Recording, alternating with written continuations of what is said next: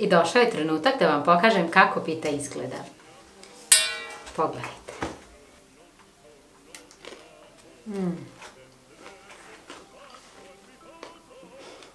Da li možete da čujete kako je ona hrskava? Zdravo, ja sam Aleksandra i danas ćemo da pravimo pitu krompirušu, ali ne bilo kakvu pitu krompirušu. Danas vam želim pokazati recept za izvrnutu pitu krompirušu.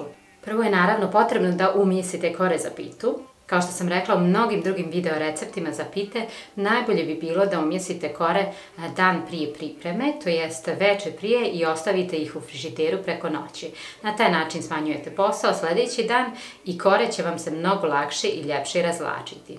Pripremite 450 g brašna, možete da koristite meko ili višenamjensko glatko pšenično brašno, te dodajte u zdjelicu 6 g soli. Također pripremite 60 ml ulja i pola od ove količine dodajte u zdjelicu. Dodajte 230 ml mlake vode.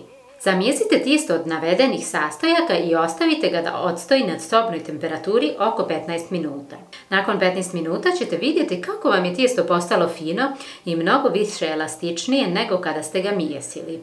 Premijesite tijesto dok ne dobijete potpuno finu i ujednačenu masu. Podijelite tijesto na 2 dijela.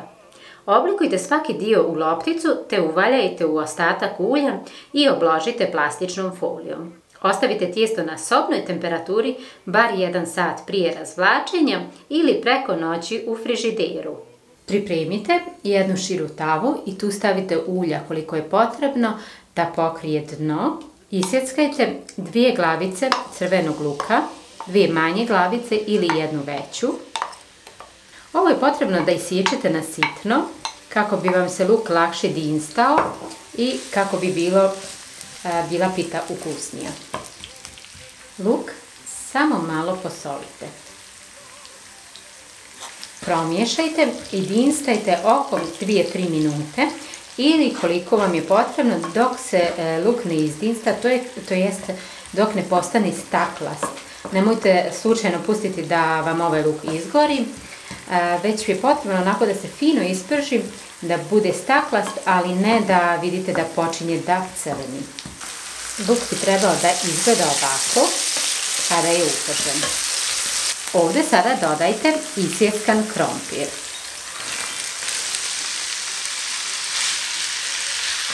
Krompir posolite.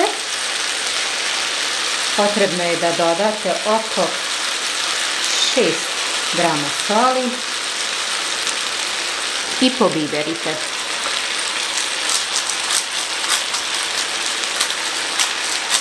Ovo sada lagano promiješajte i ostavite da se dinsta oko 20 minuta.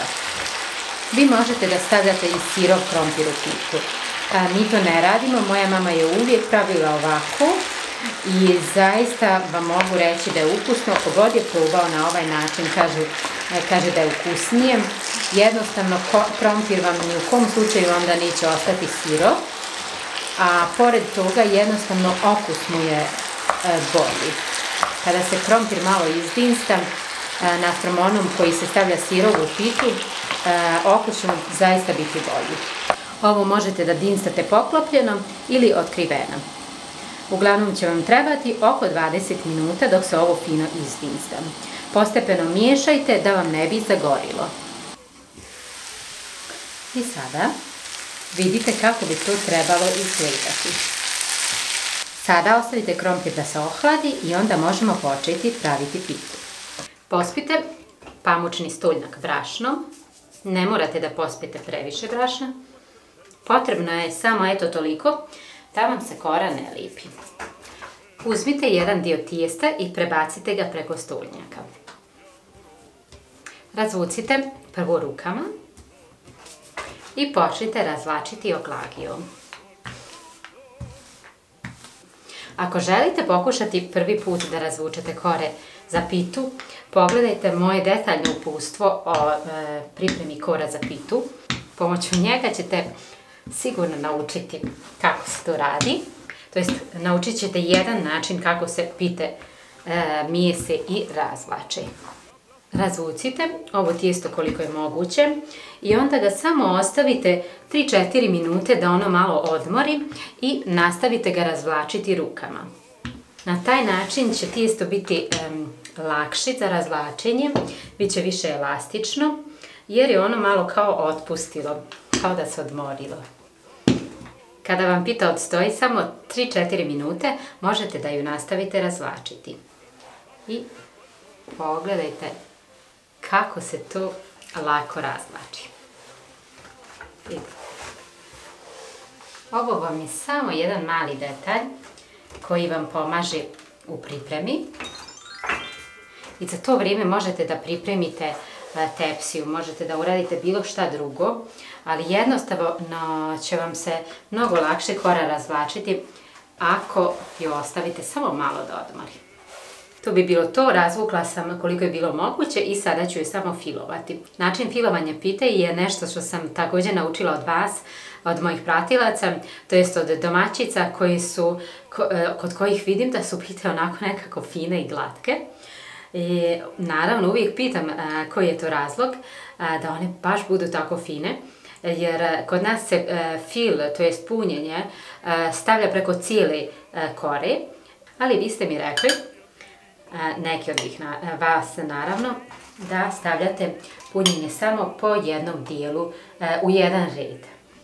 Na taj način, kada umotate pitu, ona bude zaista glatka. Ovako, stavite punjenje samo u jedan red. Ostatak kori pospite uljem. Nije potrebno da pospite previše, ali malo da se ne bi kora zalijepila.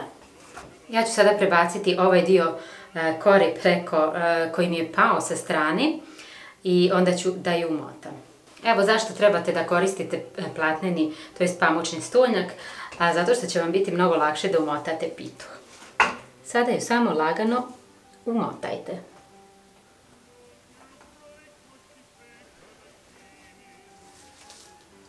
Tako.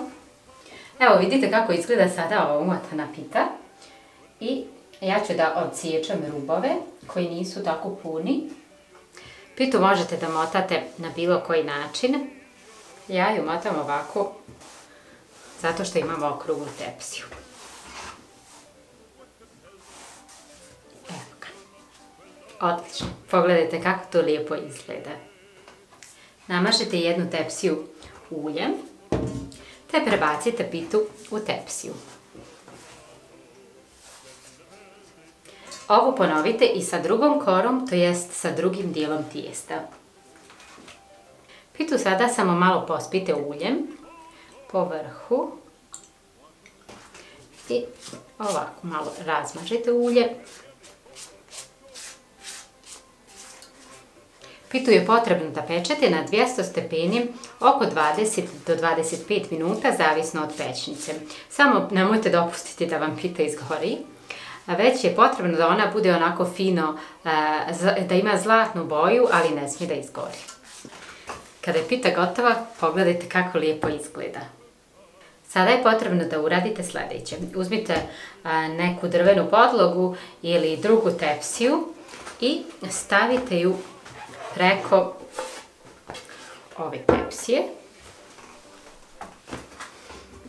I samo ovako prebacite. Ovo sada ostavite poklopljeno, možda nekih 15 minuta, da se ona malo dotjera, da se malo, kako bih vam rekla, da se možda i malo upari, ali nemojte se bojati i dalje će ostati hrskava. Samo ostavite ovako da malo odmori. I došao je trenutak da vam pokažem kako pita izgleda. Pogledajte. Ona je hrskava, ali nije, vidjet ćete kako je unutra zaista meka, ako ju pokušate napraviti. I zaista je odlična. Ona je još vruća, ali vidite kako izgleda. Ona izgleda i sa ove druge strane lijepo, ali sad sa ove gornje, to jest donje obrnute, izgleda tako fino. I vjerujte mi ljepša je kada se jede nego kada se ne obrni. Hoćete da probate?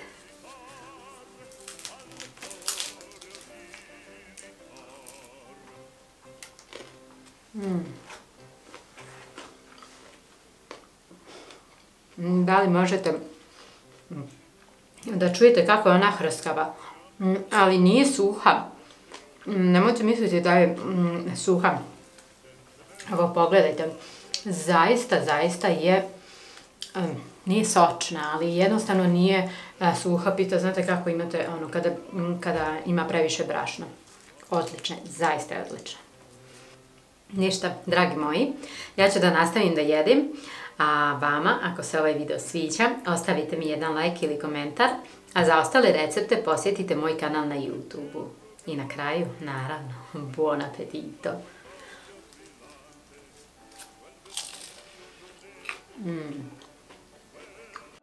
Non più avrai quella chioma, non più avrai quell'aria